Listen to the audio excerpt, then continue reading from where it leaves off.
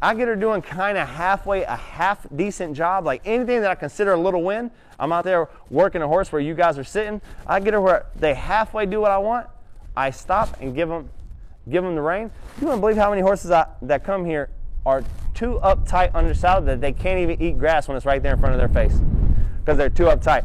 You'd be amazed what 5 minutes of just giving them the reins and letting them eat some grass with you on their back will do for their relaxation while they're under saddle.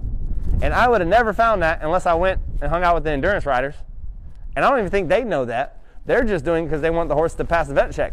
But I saw from like a training standpoint, wait a second, if I can get a little win, give them their face, that's going to give me a more relaxed mind, calmer, easier.